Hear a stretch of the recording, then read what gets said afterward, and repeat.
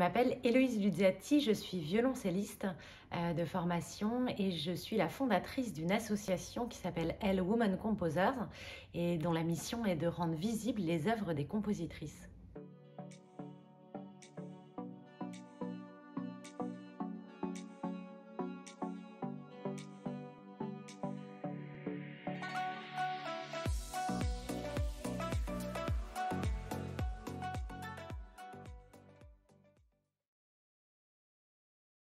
L'association Elle Women Composers, c'est donc à la fois une association sur le point de vue juridique, mais c'est de cœur un collectif d'artistes, c'est-à-dire qu'on cherche des partitions, des premières éditions, des manuscrits. Certains manuscrits, on les fait recopier pour qu'ils soient plus lisibles.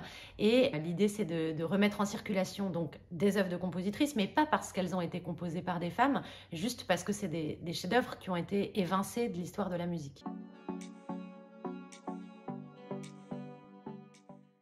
C'est d'abord parti d'un constat de se dire comment c'est possible qu'en 25 ans de vie de violoncelliste, je n'ai pas joué d'œuvre de compositrice, comment ça se fait, quelle est l'explication et de là, une curiosité qui est devenue de plus en plus grande, d'arriver d'abord à comprendre, puis de voir si effectivement il n'y avait pas de compositrice, ça je savais que ce n'était pas le cas, mais s'il y avait aussi toute une part de l'histoire de la musique qui ne nous avait pas été enseignée.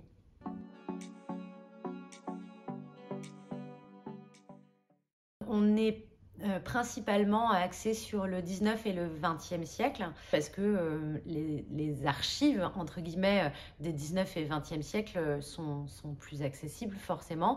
Et puis c'est une histoire aussi d'affinité de période.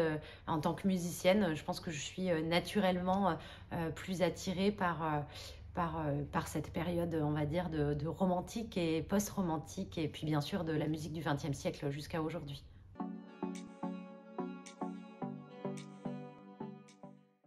Pour retrouver des partitions, en fait, ça fonctionne de manière... Il y a, on va dire, deux principaux axes. Les premiers, c'est les bibliothèques. Quand les œuvres ont été déposées, si je prends l'exemple de la BNF, ce qui est pour nous, en tant que Français, l'accès le plus facile, parce que juste on y va et puis on peut numériser, scanner des partitions en accord avec la BNF. Ça, c'est le premier axe. Et le deuxième, après, quand les œuvres ne sont pas répertoriées dans les bibliothèques, que ce soit en France ou à l'étranger, la difficulté, c'est de retrouver les descendants des compositrices pour savoir si eux ont conservé des fonds chez eux, ce qui est souvent et heureusement le cas.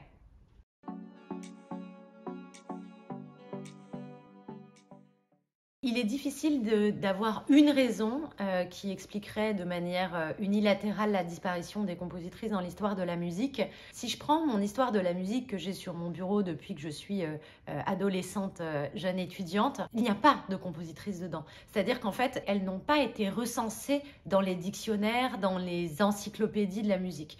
Donc en fait, déjà, rien que cet élément-là fait qu'elles n'ont pas eu la possibilité de perdurer. Après, j'ai pu remarquer, alors c'est pas vrai pour toutes les compositrices, mais on va dire que c'est un trait assez fort, quand une compositrice n'est plus là, quand elle est décédée, quand elle n'est plus là pour faire vivre son œuvre, il n'y a pas un relais qui se fait immédiat. Je vais prendre un exemple, un compositeur, par exemple Saint-Saëns, Camille Saint-Saëns, à sa mort, c'est toute son œuvre, sa correspondance, ses manuscrits, tout est placé en bibliothèque, ce qui fait que, au bout d'un moment, peut-être pas tout, bien sûr, il reste toujours des choses dans les archives personnelles, mais on y a accès à un moment ou à un autre.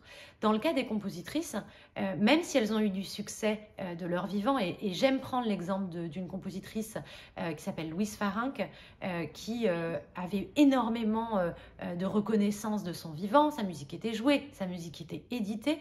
Dans le dictionnaire universel, quelques années avant sa mort, on peut lire qu'on lui prévoit un brillant avenir dans l'histoire de la musique, et quelques années après son décès, dans ce même dictionnaire, il n'est plus écrit que professeur au conservatoire.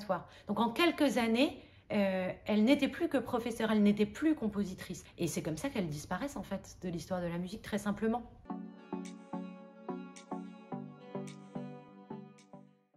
Pour ça, on a créé un festival en 2020, donc c'était la 2e édition cet été, ce sera la 3e en 2022.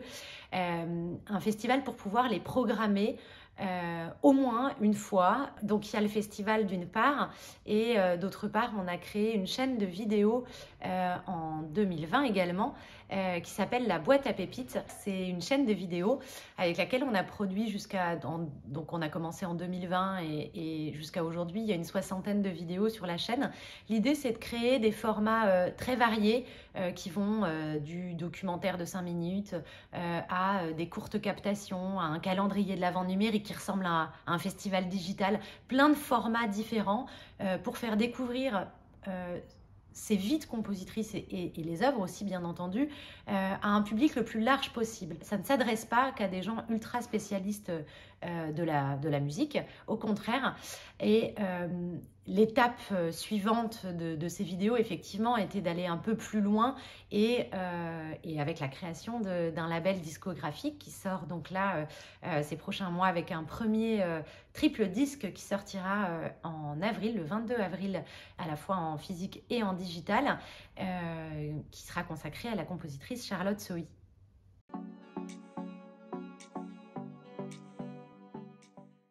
Si aujourd'hui l'association peut se développer, c'est grâce en premier lieu grâce au soutien de la DRAC d'Île-de-France. Donc la DRAC, c'est le ministère de la Culture, qui très rapidement, immédiatement d'ailleurs, a soutenu ce projet. Et je pense que sans eux, les autres soutiens n'auraient pas suivi. La région, le département du Val d'Oise qui nous accueille à bras ouverts pour le festival d'été. Et puis on a 3 soutiens privés très importants pour nous aujourd'hui, qui sont la Caisse des dépôts, la Fondation Lazare et Frères Gestion et la Fondation Étrillard.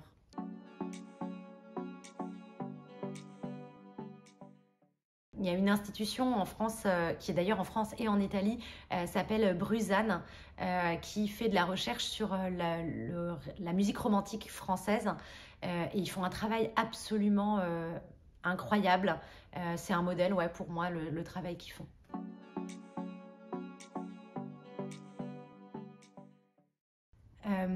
La curiosité me permet d'avancer, l'envie toujours d'en connaître plus, d'en savoir plus. D'abord la curiosité. L'amitié, c'est quelque chose de compliqué dans des métiers artistiques et pour autant ça permet d'aller plus vite, plus loin quand on est plusieurs. Je trouve que monter des projets comme ça de grande envergure, ça rend très seul. Et pouvoir les partager avec ma récompense de tout ce travail, c'est quand on déchiffre de la musique, que je suis sur mon violoncelle et que parfois on se dit « Oh là là, qu'est-ce que c'est incroyable ce qu'on vient de lire !» Voilà, donc, et puis le troisième, c'est la musique, tout court.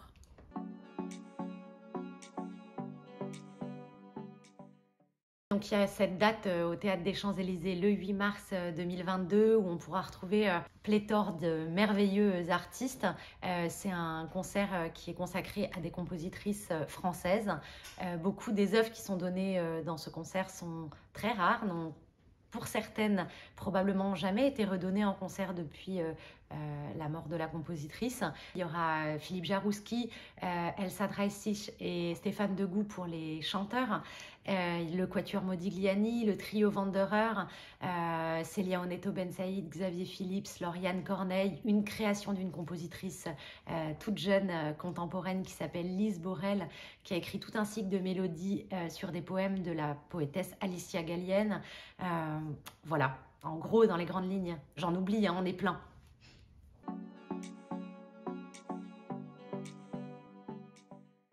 Le festival cet été aura lieu du 10 juin au 10 juillet, donc un peu décalé par rapport à l'année dernière où on était vraiment sur la période d'été.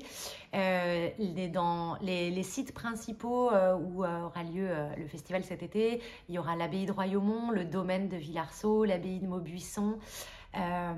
Voilà pour les sites principaux, et dans quelques semaines on pourra découvrir la programmation sur notre site internet.